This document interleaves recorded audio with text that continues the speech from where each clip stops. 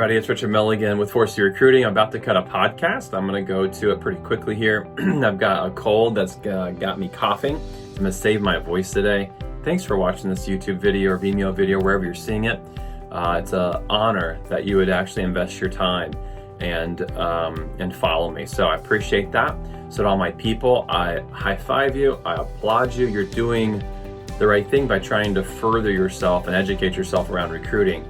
And so we're going to go directly into this podcast now, and hopefully I can keep myself from coughing.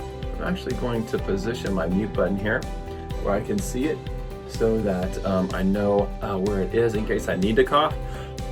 You're not lucky enough to get away from it because you're on camera, but that's okay. Here we go. We're going to go live in 3 and in 2 and in 1. Hey everybody, welcome back to another episode of Recruiting Conversations. It's your host, Richard Milligan. This is going to be a short podcast today for a couple of reasons. One, I have a cold, and I'm going to do my best not to hack in your ear, but a commitment that I made to myself is that we would cut a podcast each week, and as I looked at my weekly calendar, I have a small window of time to bring a key thought to you. And this key thought's coming from a recent conversation that I had, as it usually does, with someone that was struggling in this particular area. And I'll be honest with you, the word that I'm about to use is not one of my favorite words. And while it's not a curse word, there have been times in my season where I might have felt like it was, for whatever reason, I would dare say, a lack of maturity. And that word is the word discipline. There's just something about the word discipline that to me feels counterintuitive to what it actually delivers, which is, I think discipline actually delivers freedom. And that's really a line that got stolen from Jocko Willinks, who has written several brilliant pieces, has a great podcast. I'd highly recommend checking those out. But he made a statement that discipline equals freedom. How it pertains to recruiting is this: discipline in our recruiting efforts equals growth. And it's growth that equals freedom. So think about this. If you're not growing a team, you'll lose people. People will move. People will go through life struggles. They'll leave you, right? You'll not be a great fit for everybody. That's the truth.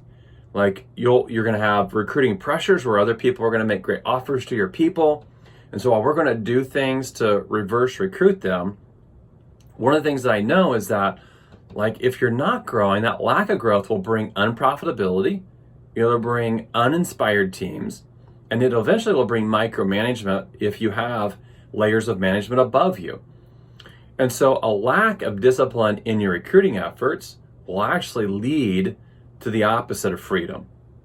Now, for the recruiting leader who is actually being disciplined in their recruiting efforts, and their team's growing and they're profitable, like everybody wants to keep their hands off of that individual, right? So being disciplined in the area of recruiting actually allows you the freedom that you want. And so there's a direct correlation between living a disciplined life and having more freedom available to you.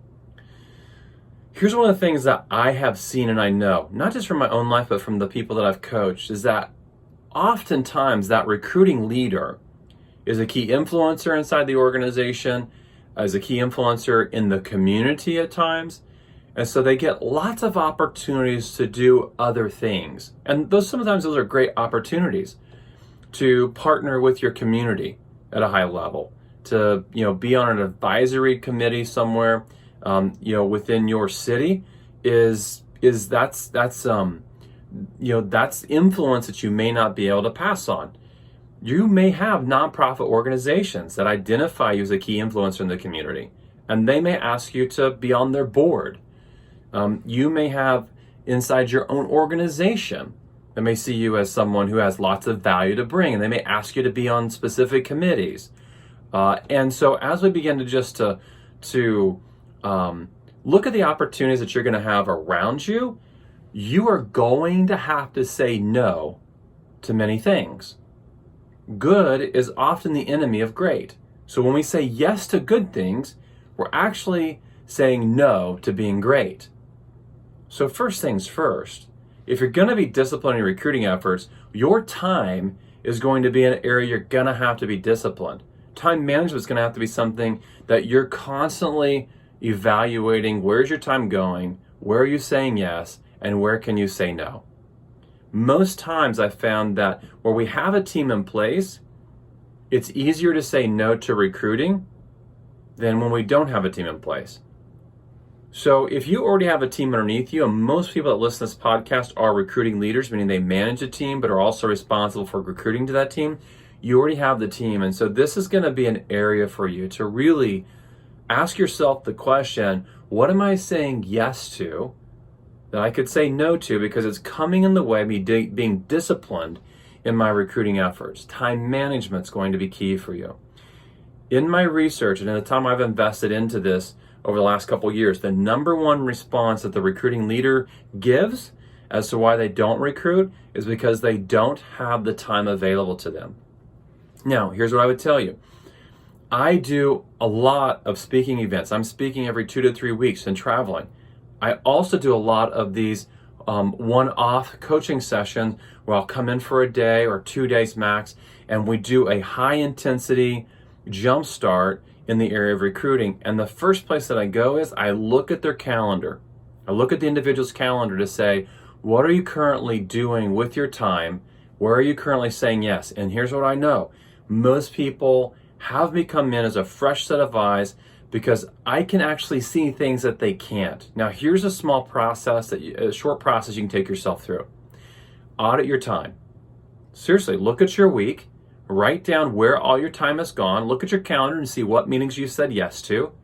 Okay, and just going through that simple process and allocating that number of hours that you're saying yes to things, that you could be saying no to things that aren't in alignment with your larger goal system, your larger values system, your larger dream that you have, that you want to accomplish as a recruiting leader. Like when you start evaluating like what are the most important things to me, and is saying yes to these things moving me closer to that, most people would say anywhere from 20 to 40% of their time is being lost in saying yes to things that don't move them closer to their central purpose, okay, which is like leading their team well, okay, and growing their team, growing their influence. So right there is a place that I'm going to start. So now we make the assumption that I'm saying yes to recruiting, because to be disciplined in something, you got to start by saying yes to it, right? Think about this. I can't just say no to bad things. I got to say yes to good things. Like if I want to get in better shape, I can't just say no to not working out. I got to say yes to working out. I can't just say no to bad food. I got to say yes to good food, right? If I want to get healthy. And so the first thing is this, we got to say yes to recruiting. But now let's look at this. Now that I'm going to assume that you're going to say yes to recruiting, let's talk about ways that you can actually promote discipline in your recruiting efforts. The first thing that I found that's helpful in understanding is that having the right environment makes a big difference. So now I'm going to ask myself, what can I do to create an environment that supports my recruiting efforts? Okay, what can I do to create an environment that supports my recruiting efforts? Your environment matters a lot. Okay, look, just having your email open and just having your email closed changes the environment. It just does. Look, what they have found in studies is this: is that email occupies anywhere from 25 to as much as 40% of an employee's day right now in corporate America. That is crazy to me. Like email alone, in the newest stats I saw, the average employee checks their email an average of 36 times an hour. That boggles my mind. But I've been there and I've done that before. And I can tell you, I felt ultra productive when my inbox was at 0. That was not moving me towards my vision and my goals. So first things first, in creating the right environment, I'm going to turn off my email. I'm going to remove my email. In 2014, when I began to really make a dramatic shift in terms of my recruiting efforts, what I did was I created an L-shaped desk, okay? And I had 2 computers. One was my recruiting computer, and it was on one corner of the L, and one was what I would consider my full-time team leading corporate manager hat computer, and that was on the opposite side of the L. And when I moved to the time spot that I'd put on my calendar for recruiting, I would literally have to turn my chair, turn my back on the corporate computer that had my Outlook email inbox on it, and I had to move towards a separate computer that only had the things that I used to recruit with on it. And in that just little shift, I was changing my environment enough to help me support me honoring the time commitment that I made for recruiting. So things to consider. Email, it really needs to be off. You cannot focus on honoring your time commitment around recruiting if it's open. Here's another thing that I figured out. I literally had to create a barrier for people to get to me. Okay, and I mean that. I mean a physical barrier. So I went through this long process. I've talked about this in another podcast where I shared kind of an entertaining story about me getting to a place where I have a whiteboard easel in front of my door with a note on it saying, in meeting, if you need me, write a note here. When I come out, and I put the time, come out at 11:50 a.m., I'll connect with you. But I literally put a whiteboard easel in front of my door with a note on it so that there was a physical barrier to people opening my door and closing my door. Okay? Look, here's one. Let your team know you're not going to be available. Okay? Bring your team in to the importance of you recruiting, right? If your team understood how important it was for you to recruit, I promise you that they would help you honor your time. Let your team know, I'm not going to be available. And by doing just a handful of things, removing email, making sure that there's a way, a protective mechanism from people actually coming into your office. That may mean you go to a separate office, you go to a separate location. I don't care if you go to your car, if that's what's necessary to do this. We've got to protect our environment. Creating the right environment is where we're going to start. And part of that's going to be letting our team know that we're time blocking for this space, okay? And that takes me to the second part of this. Time blocking, right? Not only blocking the time on our calendar, but honoring it, right? There's a big difference. I can write anything on my planner. I can write anything into my digital calendar, but honoring it is something else, right? And so the environment component of that will be supportive of you not just blocking your time, but also honoring it. Now, here's what I found, is that most of us have a rhythm to where we are most productive. And like, if you haven't really identified a rhythm of when you're most productive, I would just encourage you, ask yourself that question. Like, when am I most productive? Because most people have a daily rhythm of where they get the most things done, when they're most focused, when they're actually able to do things with ease. Okay? And most of us have like this natural rhythm, a biorhythm that just, hey, we're able to focus more in this window of time. Identify that and time block that on your calendar so that you're able to actually be at your peak performance when you're every single day in that rhythm. And the one thing I actually ask my coaching clients is, I want this on the calendar daily. Okay? And I understand, like, hey, you may have had sales rally last week for 2 days and you couldn't put it on your time counter. Those things happen. Okay? I understand that. But as a rhythm to your overall larger calendar, your larger schedule, I would like to see this on your calendar every single day. Here's what I would tell you. If I played golf, which I don't play golf anymore, but I used to play golf quite a bit until I had my C5, C6 fused and I lost some of my rotation, and so I stopped playing golf. And what I know about having played golf before is that every single time before I actually play golf, I would actually go get my muscle memory. Okay, I would go to the driving range, I would hit multiple buckets of balls to get my muscle memory going, right? I would never hit one golf ball and then walk all the way to the, back to the clubhouse, grab a drink, and then come back and hit another golf ball and go back to the clubhouse to do something else and come back and hit one more golf ball. Like, the fact is, like, you need muscle memory to get good at something. If you only time block one day of the week to do this, you don't get the muscle memory that you need. You don't get the mind memory, the mind mapping that you need to be good at this. You need the daily rhythm of this to be good at it. And so what I encourage people to do is, this needs to be on the daily calendar. I'm not asking for any more than 30 to 45 minutes per day, but it's got to be on the daily calendar. And you can, look, I know this.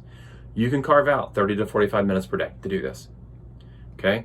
And so the daily rhythm of this, the daily time blocking and honoring it, guess what? That alone will move you into a category all itself. The consistency of doing this daily will put you head and shoulders above anyone else that's going to be in your industry doing this, okay? So we're going to time block it, we're going to honor it, and then we're going to be hyper-focused, right? One of the reasons why we want to actually work during a time when we're most productive, when we feel most energized, is that we want to be hyper-focused in this window of time. There's a huge difference between being hyper-focused and non-hyper-focused. 30 to 45 minutes can pass like that when you're non-hyper-focused, and 30 to 45 minutes can pass like that when you're hyper-focused. Either way, right? One is you get very little done. The other is you're extremely productive and you get a lot of things done, okay? Now, we already know that as humans, we can get more things done when we remove all the distractions, so we've talked about that, okay? But here's one thing that I would do. Create a hard deadline for yourself with a time limit. For example, if you want to research 10 people before you call them, give yourself a time deadline that you're going to research those 10 people in. Give yourself 30 minutes, right? 3 minutes times 10. Give yourself that hard deadline. What I know is that our mind will flip over and get hyper-focused in the doing, okay? If we just move towards something, for example, it's just like running a race, right? If I said, oh, I'm going to go run with no intent, okay, then I would run and I would probably finish it in a much longer amount of time than if I gave myself something to be hyper-focused towards versus, as an example, I'm going to run an 8-minute mile, okay? And every single time I look, as I'm looking, I'm going, okay, there's a quarter of a mile that's gone and a quarter of a mile that's gone. How long is it taking me to do that? Pick up the pace, right? There's something in our mind that takes place when we say pick up the pace as it pertains to this area that we just get more done. So I want you to work within some shorter time allotments. One of the things that I did was I actually had a timer. So I wish I could show it to you, but you're on a podcast. And one day we'll have the technology to be able to do this where I can show you things on a podcast. But until then, go to my YouTube channel and you can find this. But I have it's a sand glass. Okay, and it's a really cool clear glass sand glass that has red sand in it. And the red sand is 30 minutes. When you flip that sand glass over, okay, I would call it an hourglass, but it's not, it's half hourglass. And the sand will pass through. That in itself, whenever I said I'm gonna recruit for 30 minutes and I would flip that upside down, immediately my mind would trigger and go, okay, hyper focus. There's just something that took place there, okay? So create these hard time stops for yourself with time limitations, and you'll find that becoming hyper-focused is something that you can do. Okay, we've already talked about working during a time spot when you're most productive. Here's another one. Work in a place where you feel energized and most focused. Sometimes there's certain places. Maybe it's not your office. Okay, maybe it's a conference room. Maybe it's a separate office. Okay, than your normal office. But find a place where you feel energized and you're most focused. Okay, so that's environment. The other thing is this that you can do. I have a tendency that if I give myself an allotment of 50 minutes, okay, and I spend the first 10 minutes doing something that's high intensity in terms of exercise or breathing techniques, or a combination of exercise, breathing techniques, drinking a glass of water, doing breathing techniques that give me an oxygen high right before I go into something that maybe is intense for me, and maybe recruiting is not your favorite thing to do. Okay, but I can prepare for a high period of productivity with some of these tools right before I move into my recruiting window of time, and that allows me to get hyper focused. Okay, those are some tools that will help you get to the hyper focus. Here's another component to this. Okay, have an established process you follow. Okay, so this is the fourth part. Have an established process you follow. The muscle memory. Okay, I always think there's three components to recruiting: identifying talent, making contact, and following up. Okay, how do you identify talent? There's a process that you should follow. Okay, how do you make contact? There's a process you should follow. How do you do all of your follow-up? There's a process you should follow. So identifying what that process is So for example, when I'm coaching someone in the mortgage industry, I walk through a process of how do we do our research, okay? I highly recommend using a data tool that is a information aggregator like a Mobility RE. And if you're not familiar with a tool like Mobility RE, it's an extremely user-friendly tool that allows you to see all the production for everyone that's in your market by simply clicking a couple of screens. Okay, and if you want more information on that, you can send me an email. It's rmilligan@4crecruiting.com. I'll pass some more information along on Mobility RE. But the process would be, I go to that tool, I go sort the list of top producers in my market. I then go to some places outside Mobility RE like NMLS Consumer Access, like Zillow's Lender Review, or just a Google search with the name of the individual, the state, and the word mortgage. And that becomes a rhythm. You go through 4 or 5 of those tools that you're going to use consistently, and that's a process that you would follow. And so there's a rhythm to it. And by establishing that process that you follow, you get more done. So I recommend that you identify and establish a process that you follow around those 3 major things that we've talked about. That is a way for you to be disciplined. Here's the 5th one. I believe that discipline is best had through creating accountability. I can remember a season of my life where I was extremely out of shape and I began to work out. I went through a season of about 18 months where I worked out 6 times, I would dare say 6 to 7 times per week in that season. And I did it with a group of guys. I did it going through P90X, P90X2. We did pretty much all the Beachbody workouts over that season. I did some Insanity.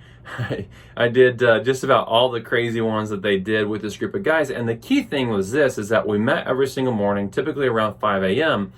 And that was difficult to do because we were meeting in somebody's garage to go through these workouts. And I had to get up a lot of times like 4:30, 4:20 to make it there by 5 a.m.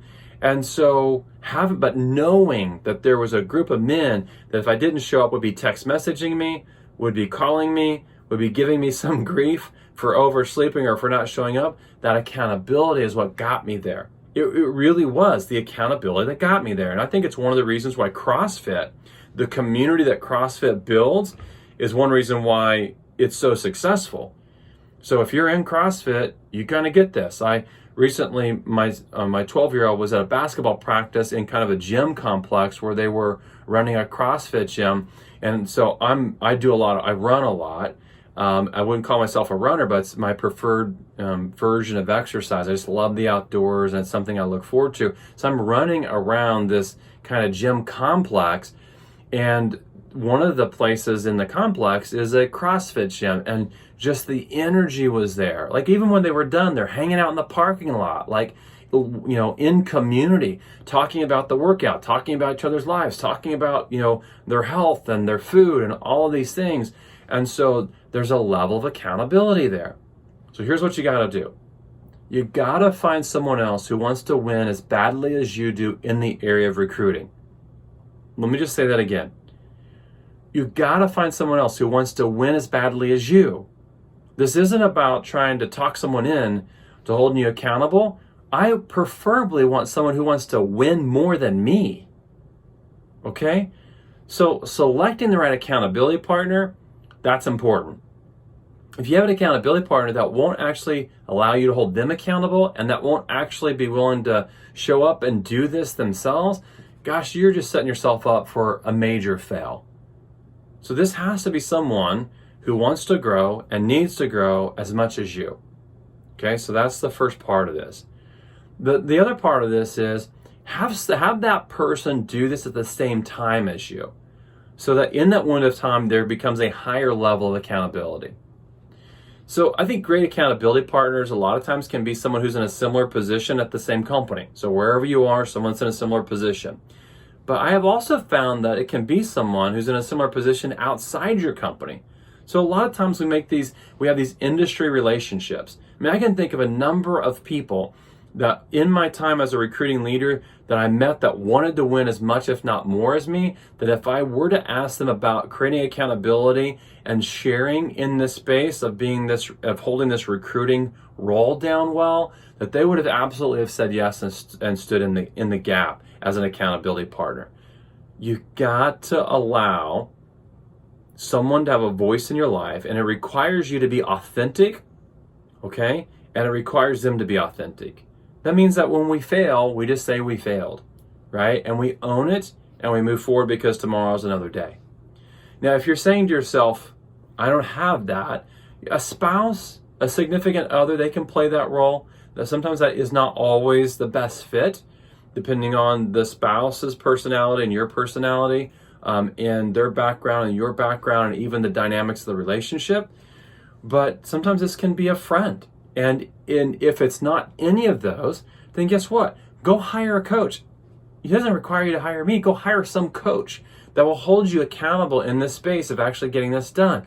Because that level of accountability is going to be necessary for you to actually have the discipline of doing this and to sustain it long term. Okay? So I'm going to close it with this. A couple of resources I would highly recommend.